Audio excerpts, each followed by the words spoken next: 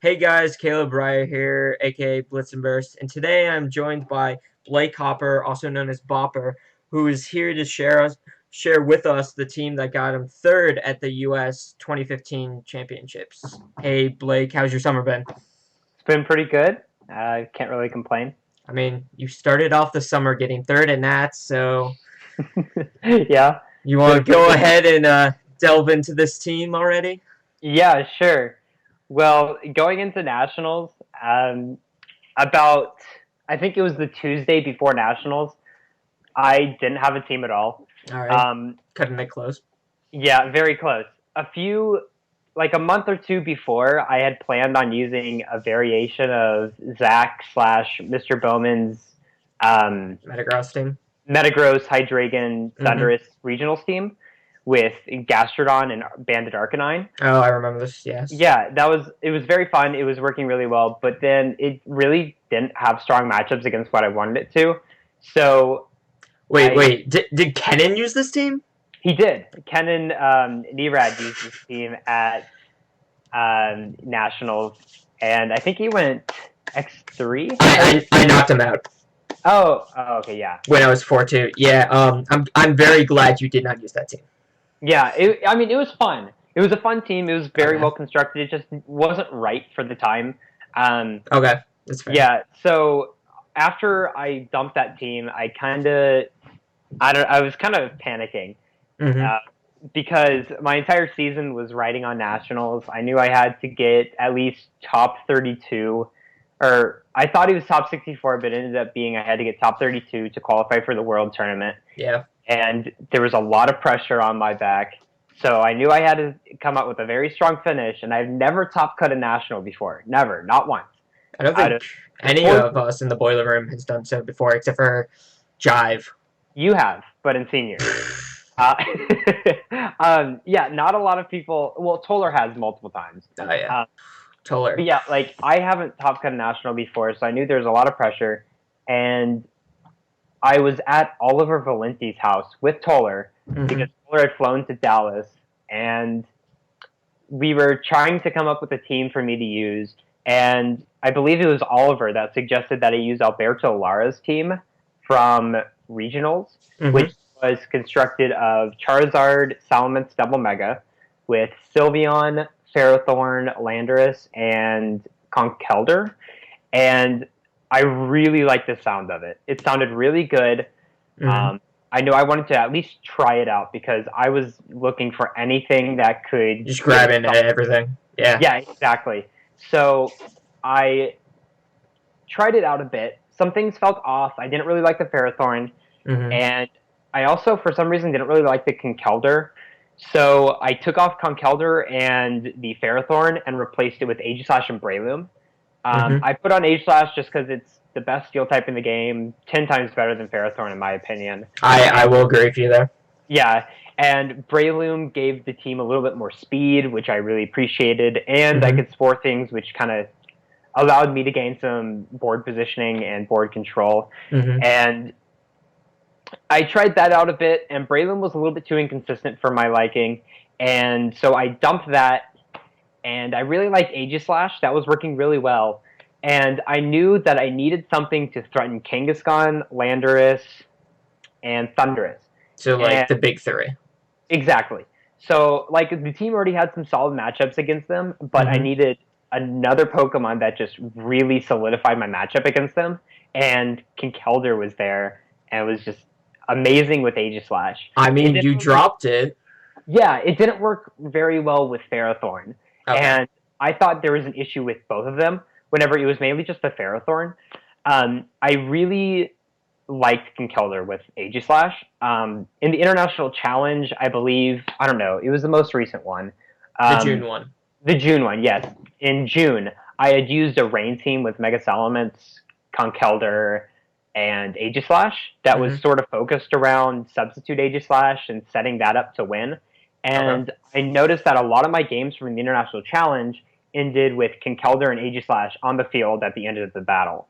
And that, like, I kind of remembered that, and I remembered how good those two are together. They have very good offensive pressure and very good defensive pressure as well. Were you So using Assault Vest back then? I was on that actually team? using Citrus in the Okay. International Challenge with White Guard because Aegislash didn't have White Guard. Oh yeah, But because sub. Yeah. yeah, exactly. So with this team, though, I went with a Sulfest Conkeldurr and White Guard Weakness Policy Aegislash, just Mm-hmm. standard. And that seemed to be working very, very well. I really liked it. Also, Gavin Michaels, King of Mars, also suggested that I use Rock Tomb on my Conkeldurr because I didn't really like the Charizard matchup too much. Mm-hmm. And that really it was very appealing at the time, and I had used it came out to be very handy in like one of my matches. So like, yeah, sure, I'll go with that. That sounds like it's going to be a very good choice. The speed's Um, fun. yeah, the speed control is nice. I actually only ended up using it once at nationals, and on the same term that I used Rock Tomb, it was against Wolf Glick. I used Mm-hmm. Rock Yeah. as Landorus, and his Milotic used Icy Wind on the same turn. So it was Oh. completely useless. Didn't need it at all. Okay. But it should have been knockoff. For anyone who wants to use my team, use knockoff. Don't use Rock Tomb. Okay. Yeah. And then I was using that team for a while. A few matches on PS, played some on Battle Spot, and I Mm-hmm. really didn't like Mega Salamence because whenever I brought Mega Salamence, I didn't have a fire type next to it, which Mega Salamence Right. really appreciates.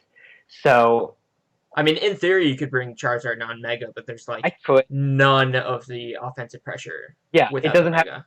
nearly as much KO potential. It doesn't, it can't use Solar Beam. Well, Mm-hmm. it can, but it takes 2 turns, and you're very likely going to go down with your lack of bulk as a regular Charizard by then.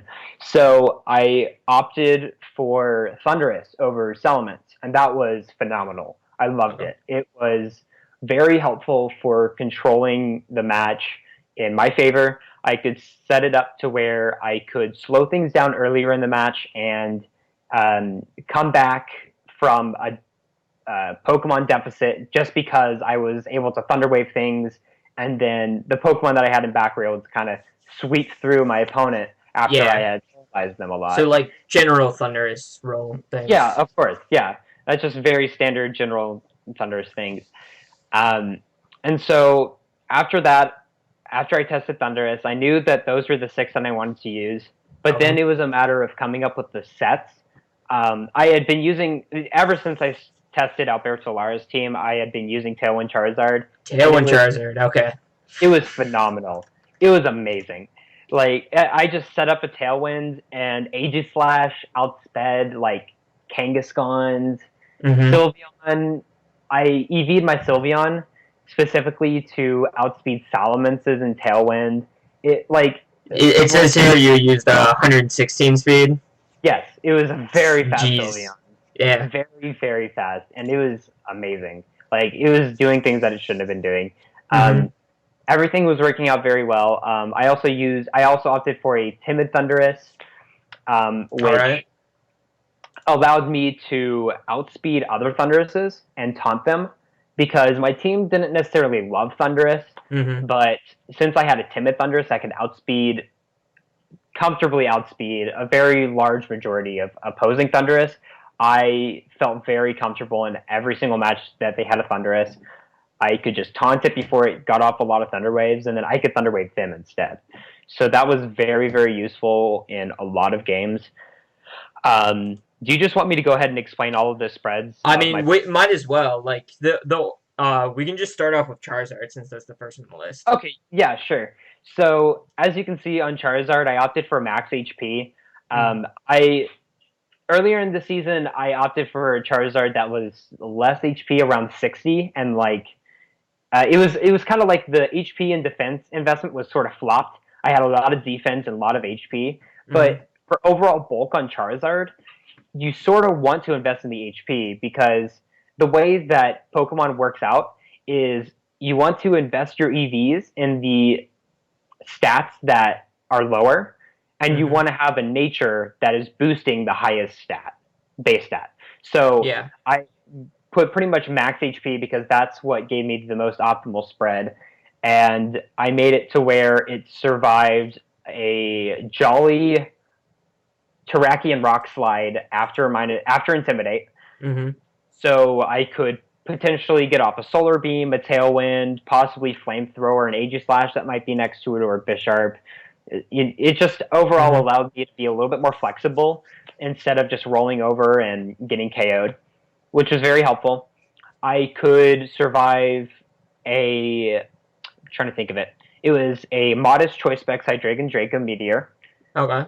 I believe it was even 90... just with the 4 special defense. It's pretty impressive. However, it was only 94% of the time I would survive, which is nearly 100%. Yeah. There would be that 6.7% chance that I get KO'd, but like the spread needed EVs elsewhere, so I opted to do that's fair. Yeah, I made a compromise there, and it overall ended up not hurting me at all. The special attack was made to specifically OHKO Colin Heyer's 2014 Worlds Aegislash spread. The 252, 176 special defense? 156. Okay, that was close. Which is also EV to survive a Choice Specs Hydreigon Dark Pulse. So pretty much, that's like the bulkiest Aegislash I expected to see at Nationals. Yeah. Every single Aegislash that I flamethrowered got O-code. So was this the main reason you used flamethrower over like Overheat or Heat Wave? Well, yes.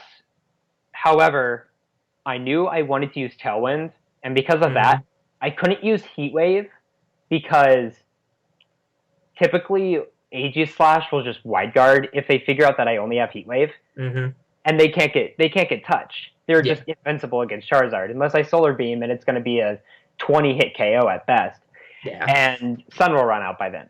So I didn't want to run Overheat because I didn't want to overheat something and then have to switch out because I lowered my own stats. So I opted for Flamethrower because it was very good, consistent damage. And also doesn't miss, unlike Overheat and Heat Wave. It hits harder than people expect it to. It hits harder than a Heat Wave because single target compared to spread damage. And it was phenomenal. It was definitely the right move to use with Charizard. I really liked using it. Okay. Yeah. And then the speed on my Charizard was made to outspeed Adamant Landorus by 2 points. Ideally, I would have ran a faster Charizard just for, comfort sakes, but I don't think it actually ended up mattering in most of my matches. It was made, the reason why it's 145 and not 144 is because if anyone is made to outspeed max speed Adamant Landorus, I outspeed them by 1 point. So that was very helpful. I feel like I might have outsped a few things, like maybe a few Thunduruses here and there because of it. So I feel the Charizard spread I was very happy with. I mean, some may think since you had Tailwinds that you wouldn't need the speed investment, but you weren't, Tailwinding every game. Exactly. I would only Tailwind whenever the moment arose and it was the right play to make.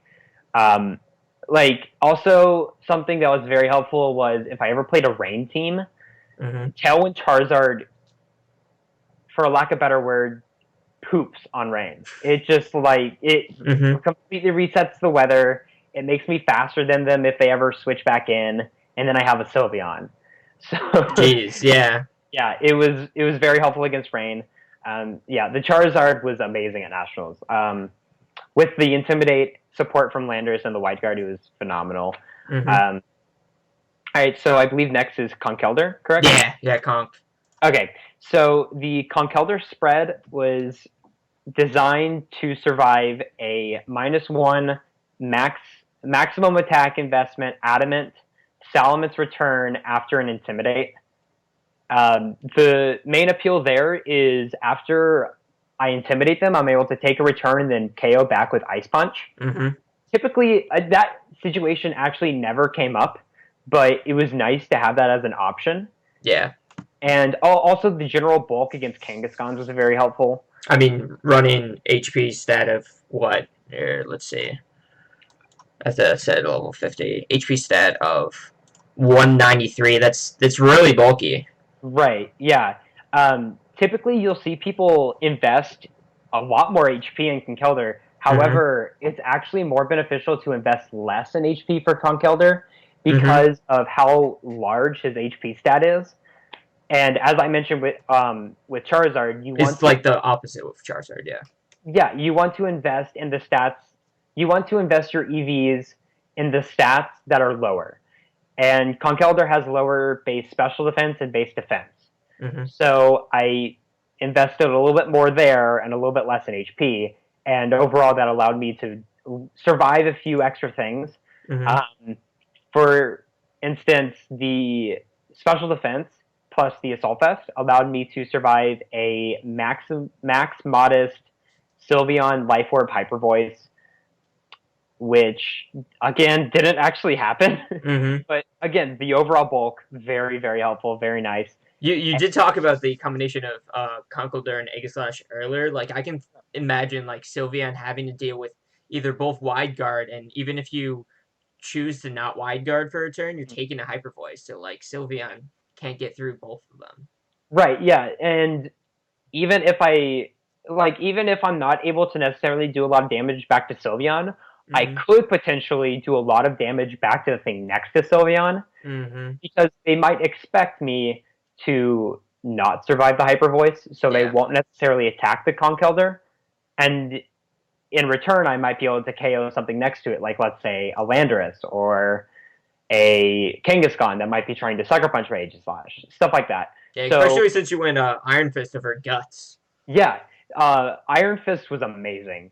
Mm-hmm. I there were only a few times in the tournament where I wish I had guts where I got burned off of Scald burns, Oh. but overall, no one actually Will-O-Wisp my Conkeldurr. Mm-hmm. I believe I only played one Rotom Wash, and it didn't actually Will-O-Wisp me. Was that Hayden?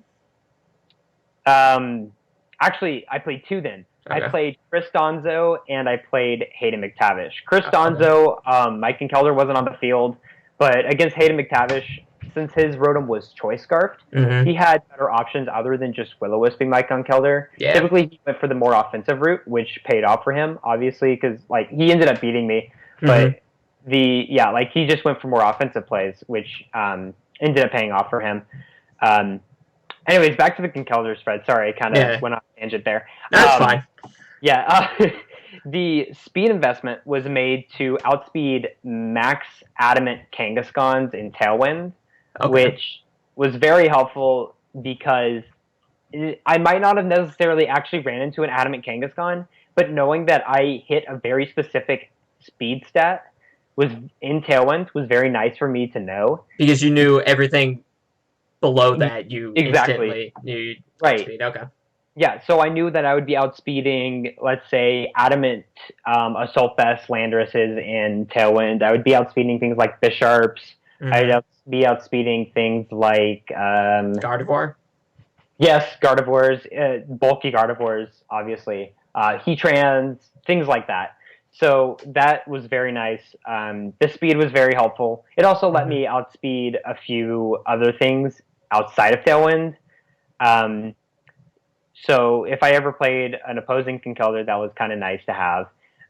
Also, well, you said with Rock Tomb you can outspeed Charizard and knock it out. Actually, after a Rock Tomb, I don't outspeed Charizard. No, I meant in Tailwind, you're outspeeding the Charizard. And Right, yeah, of course, that was a very real possibility for some of my opponents if they didn't run a timid Charizard. Mm-hmm. Yeah, that definitely could have happened. And then after I did all of those four stats, I just dumped the rest of the effort values into attack. And geez, that's a lot of attack on the Conkeldurr.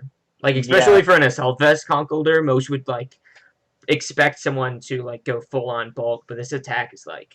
Yeah. It's almost max attack. Like, the Iron Fist probably exceeds the max attack gut stat, anyway. Oh, I'm sure. Yeah, it's, like, halfway to max. It's very strong. As you mentioned, some people would go a more defensive route with Assault Vest. However, I went for more of a well-rounded Conkeldurr with a little bit of speed, a little bit of bulk, and a little bit of power. And overall, it was just a very good Pokemon. It was definitely, I feel, my MVP at the tournament. It had a lot of coverage for a very large majority of my opponent's teams. It was amazing. That's Like, always important to have. yeah, oh yeah, it was very helpful. So if this is the MVP, what would you call Aegislash? Aegislash was a very good support. It was there for moral support. Aegislash was a very good Pokemon that kind of limited my opponent's options. It was very good. Um, Wait, what's the next one on the Yeah, list? Aegislash. I'm bringing that Aegislash. up for a reason. Okay, gotcha. Awesome. Very good segue, Caleb. Okay, so Aegislash was mainly there as a defensive pivot.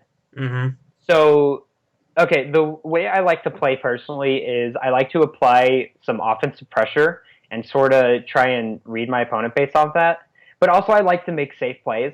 So I have a whole bunch of Pokemon that have very safe options, but also have the ability to make some very solid reads. So like Conkeldurr is a very good example where I could maybe instead of Drain Punching Kangaskhan, I could Ice Punch it expecting a Landorus to come in, or vice versa.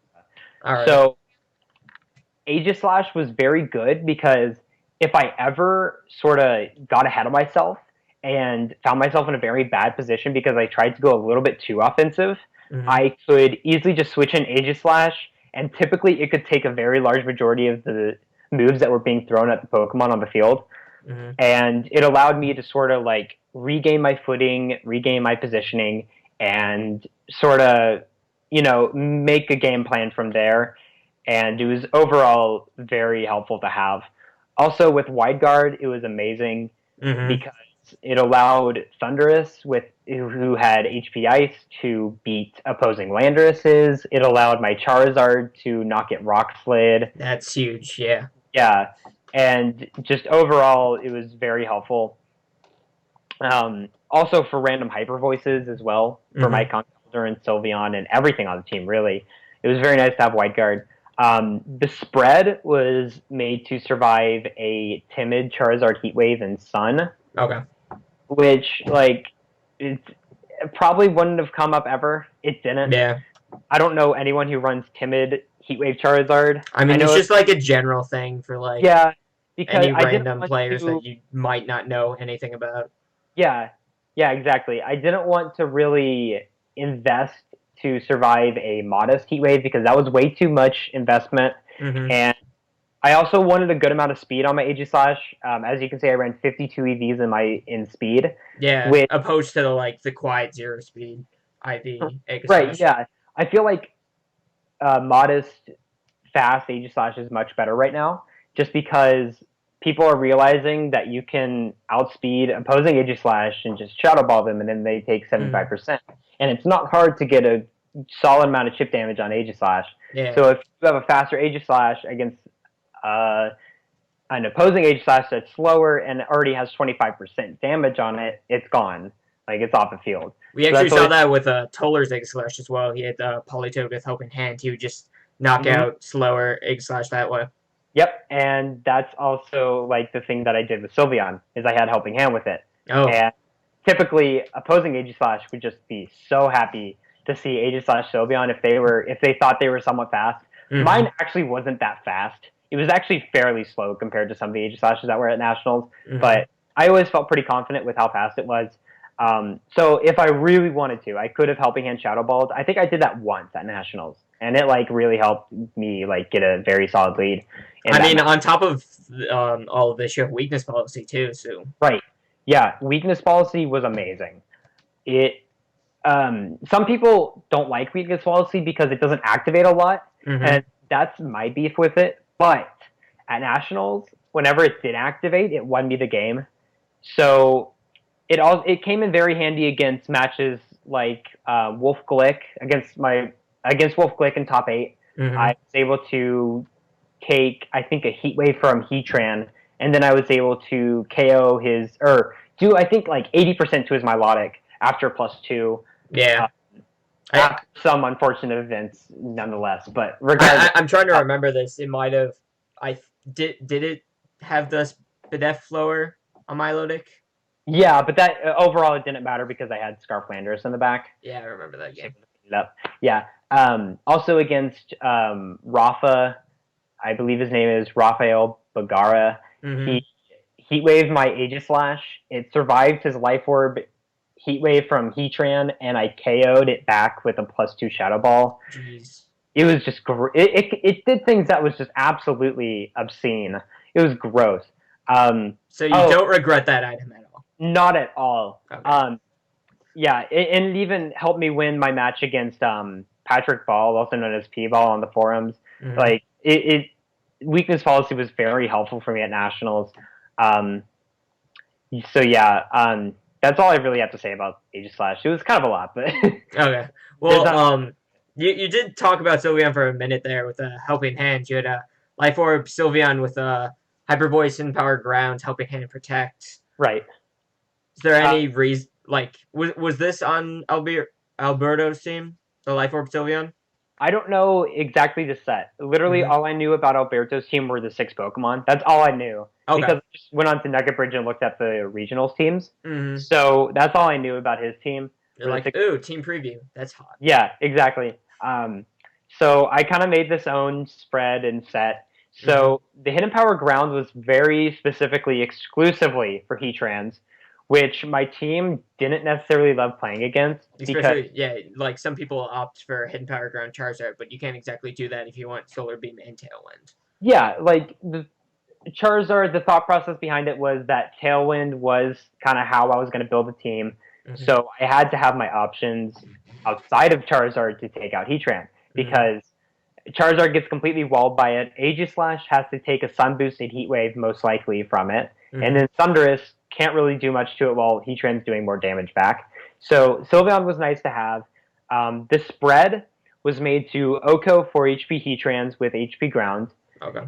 The speed stat was made to outspeed Mega Salamence and Tailwind, which in return also outsped Choice Scarf Tyrannitars in Tailwind. So I can see that being big. Yeah. Yeah, it was huge. It won me a few games at nationals. Who did you play who had Choice Scarf Tyranitar? I ended up playing Angel Miranda, who had Choice Scarf Tyranitar. I believe I won game 1 just because I got up a Tailwind, and Sylveon, and I think it was Thundurus, just completely cleaned up his team. It was very helpful. Also, I outsped Crawdaunt. His name is Crawdaunt on the forums. I outsped his Salamence in Tailwind after I set it up. So just overall, Sylveon was very amazing. The bulk on the Sylveon is made to survive a -1, I believe, Adamant Kangaskhan Double Edge, plus a turn of Life Orb. All right. Yeah. Providing those Life Orb calcs. Okay, that's pretty substantial. Yes, it was very nice because I could take a -1 Double Edge. I could Hyper Voice or HP Ground, depending on what was on the field. And then before I went down, I could get off the Helping Hand as they tried to KO me. So I had that nice priority move that prevented them from... That allowed Sylveon to actually do something on the turn that he was getting KO'd, instead of just sitting there and getting KO'd and being worthless on that turn. It allowed me to actually get KOs. So, like, the Sylveon was very, very good whenever I brought it. Yeah, it was amazing. So, like, the Helping Hand was very nice because I could just Helping Hand, Flamethrower something. I also got a few KOs. I believe on stream, I was playing against Jake Muller, and he had Sylveon at like 30%, Thundurus at around 60 to 70, and I just Helping Hand Rock Slid, and it KO'd both of his Pokemon. Oh, jeez. And it pretty much won me the game. It was very helpful to have. Like, whenever you see Sylveon, you don't expect Helping Hand, so you just think Hyper Voice and Hidden Power Ground. I mean, that's all it can do, right? Typically, yes, but then the Helping Hand comes out, and it gives some options whenever Sylveon can't do much damage. Because people are very good now with mitigating damage against Sylveon. They're very good at keeping their Aegislashes in, doing as much damage to it as possible, as soon as possible. So, Helping Hand gave me a few options whenever I couldn't really do much damage offensively. So, overall, Sylveon was a very good pick. I didn't bring it a lot, but whenever I brought it, it definitely pulled its weight. That's good to hear. Yeah. So, to finish off your team, you actually have the pretty common Genie duo of Landorus-T and Thundurus. Right. So you already mentioned with Sylveon you had Rock Slide. You had you opted for Choice Scarf Landorus. Yes. With Landorus, I really didn't want to use Choice Scarf because I Okay. find that Choice Band and Life Orb are just superior sets right now. Yeah. However, with Charizard teams, whatever it is, Choice Scarf Landorus just works better. It I just tried clicks. Choice Band and Mm-hmm. it didn't work. I tried Life Orb and it didn't work. And I tried Choice Scarf and I was winning matches left and right. I mean, you think like Tailwinds, you don't need the Scarf, but Yeah, you're you not need doing options. Tailwind every turn. Yeah, you need options for whenever you don't get up that Tailwind or Thunder Waves. I mean, So Scarf Rock Slide can't go wrong with that anyway. yeah, yeah, for sure. I almost won a few games on Choice Scarf Rock Slide. I did win a few games because of it too. Mm-hmm. Not many, like one or two, but It yeah, happens. it happens. It's Landorus. It's why it's #1 in the format. Yeah, exactly. Again, there's nothing really special about the Landorus. However, the spread was very specific, and I really like this spread actually. I It like was all your made, spreads, honestly. thank you. They're very well thought out. I Mm-hmm. think about all my spreads very carefully. The Landorus was made to survive a +1 Life Orb Bishop Sucker Punch, as most Landoruses should. Yeah. And the 12 special defense was just kind of dumped. And then the attack was made to one-hit KO 4 HP Hydreigons with superpower, Okay. which was actually very helpful. Whenever I played Landorus, or not Landorus, sorry. Hydreigon. Whenever I played a Hydreigon, yes. If I didn't have Sylveon or Conkeldurr on the field, Mm-hmm. then I didn't have any options for Hydreigon. Because Charizard can't do anything, Aegislash gets demolished by it, I and mean, you could HP Ice it with Thundurus, but that's not doing anything. it's just 30% to Yeah. half at best. So I needed more options for that, so that was very nice. And then the speed allowed it to outspeed Mega Lopunny and Mega Manectric Oh, okay. with the Choice Scarf. Like the spread was very good. I liked it a lot. It was I just mean, as well as I on the needed. off chance that you're gonna face either of those, it's still a good benchmark. Yeah, it's a very good speed to hit. Mm-hmm. I got outsped by every single Landorus that I played, though. Pretty much everyone ran apparently max speed Adamant Landorus, which is very annoying, but I pulled through somehow. I mean, you had Tailwind, so like, yeah, oh, but their Choice Scarf Landorus is faster. Now I have a +3 Landorus. yeah, but Outspeed that. Charizard is using the Tailwind though, and they have a Rock Slide. Yeah. I had options though. I did have options, so that was very nice. But yeah, other than that, this Landorus was completely cookie cutter and boring and lame. It worked. It did work. Let's leave it at that. Yeah. I mean, speaking of cookie cutter and or lame, we have Thundurus. Thundurus. I think Thundurus is probably one of the best, definitely the best Pokemon. I think probably. Ooh, okay. It's metagame. It's easier to take down than something like Landorus, but it's not easy to stop Thundurus from doing what it wants to do. It's like, yeah. So yeah, if it wants to Thunder Wave you or if it wants to taunt you, it's gonna do it. That's a big reason you mentioned to me earlier. A big reason why you went with your spread for opposing Thundurus. Exactly. It's timid 116 speed, and you just taunt them. Exactly. Yeah. I actually took this spread almost exactly from Jake Muller from his regionals team. Oh yeah, I remember. Yeah. That. Defensively, it's made to survive a Kangaskhan Double Edge with Citrus Berry recovery. I believe Adamant. So that was it was a very good, bulk to hit. And then the dump special defense and 4 special attack. The speed was amazing. If I ever played a Thundurus, I could very confidently taunt it, knowing that I would very likely outspeed it if they were also bulky.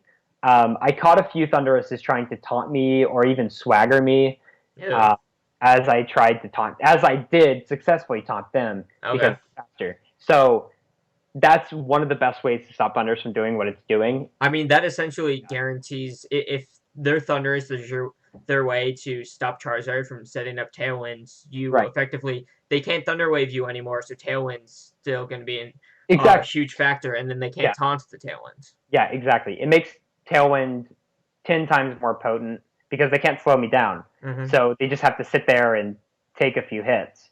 Yeah. They have to do something about the Tailwind other than Thunder Waving me. So that was very nice to kind of, keep the offensive momentum on my side rather than theirs.